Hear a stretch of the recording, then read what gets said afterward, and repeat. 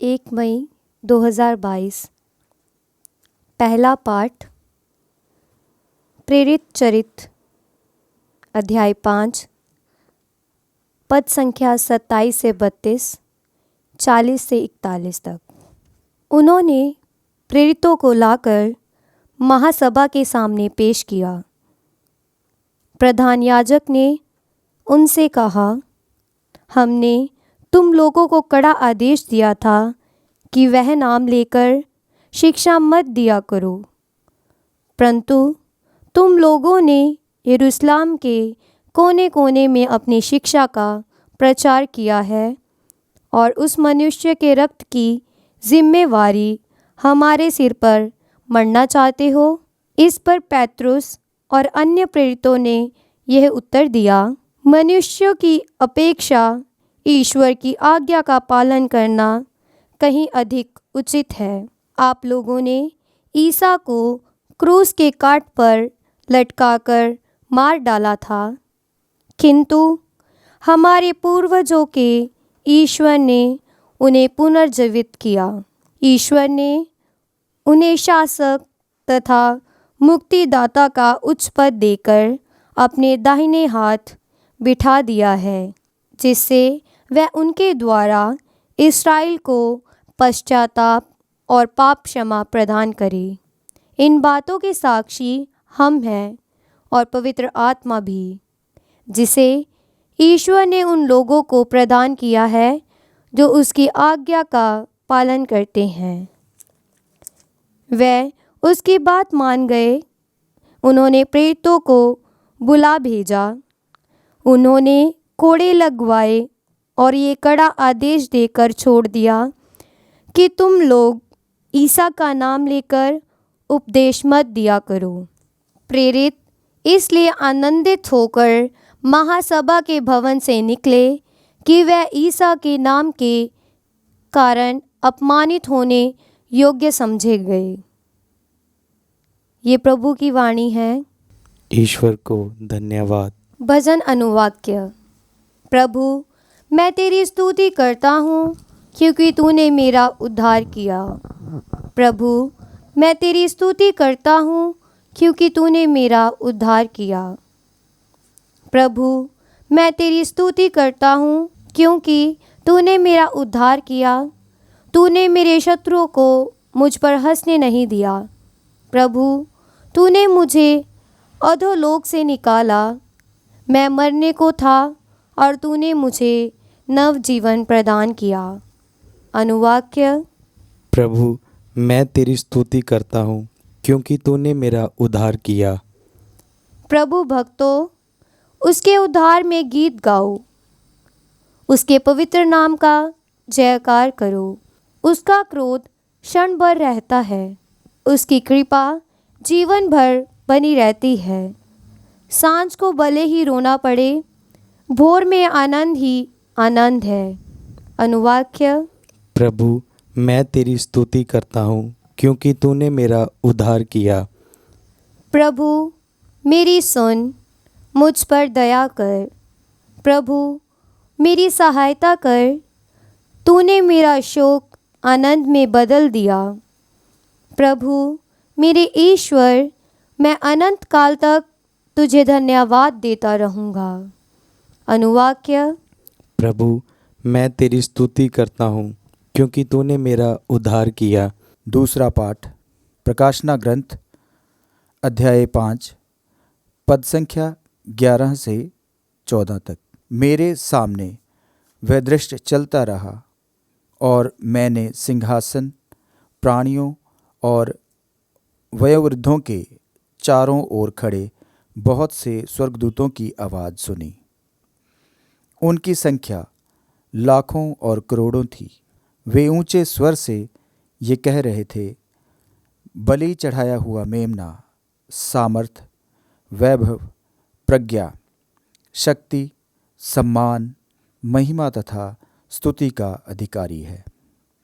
तब मैंने समस्त सृष्टि को, आकाश और पृथ्वी के नीचे और समुद्र के अंदर के प्रत्येक जीव को ये कहते हुए सुना, सिंहासन पर विराजमान को तथा मेमने को युगानुयुग स्तुति, सम्मान, महिमा तथा सामर्थ्य।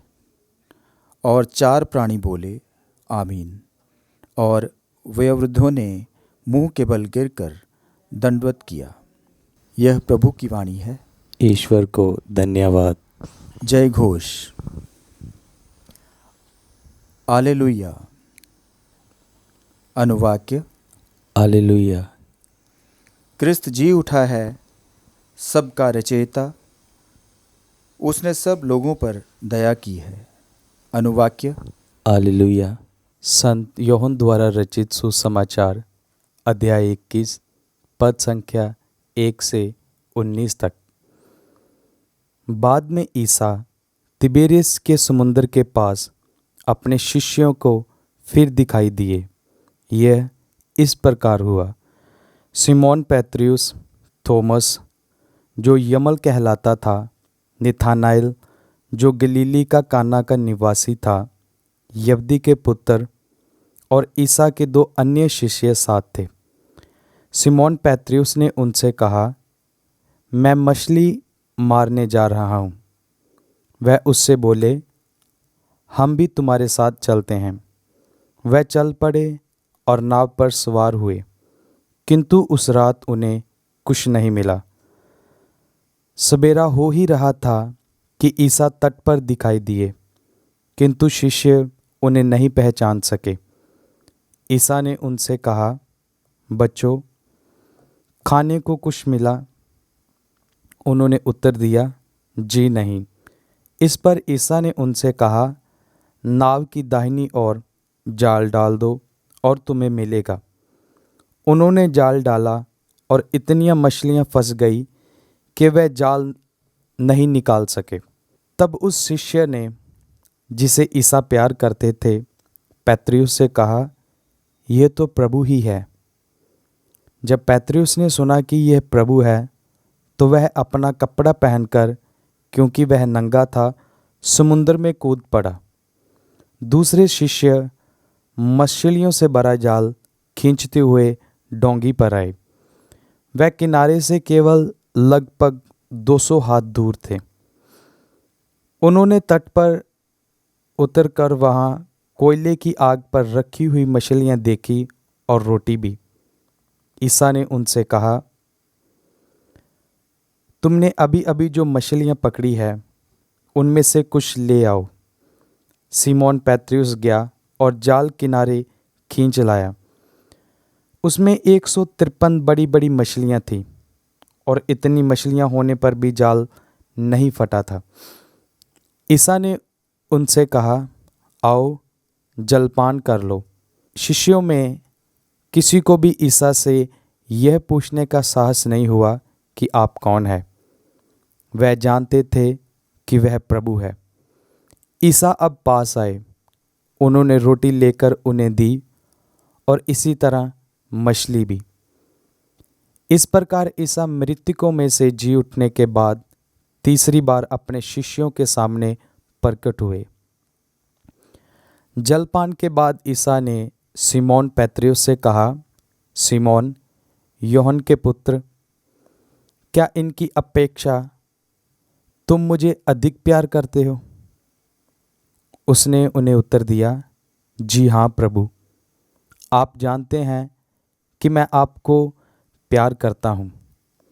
उन्होंने पेत्रुस से कहा, मेरे मेमनों को चराओ।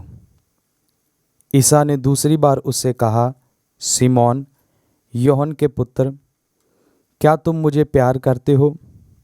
उसने उत्तर दिया, जी हाँ प्रभु, आप जानते हैं कि मैं आपको प्यार करता हूँ।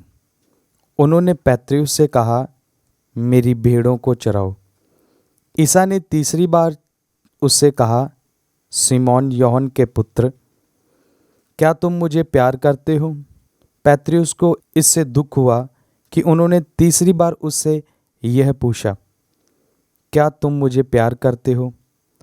और उसने ईसा से कहा, प्रभु, आपको तो सब कुछ मालूम है। आप जानते हैं कि मैं आपको प्यार करता हूँ। ईसा ने उससे कहा, मेरी भेड़ों को चराओ। मैं तुमसे यह कहता हूँ, जवानी में तुम स्वयं अपनी कमर कसकर यहाँ जाते थे, वहाँ घूमते फिरते थे, लेकिन बुढ़ापे में तुम अपने हाथ फैलाओगे और दूसरा व्यक्ति तुम्हारी कमर कसकर तुम्हें वहाँ ले जाएगा, तुम जहाँ नहीं जाना चाहते। इन शब्दों से ईसा ने संकेत किया कि किस प्रकार मृत्यु से पैतृस द्वारा ईश्वर की महिमा का विस्तार होगा।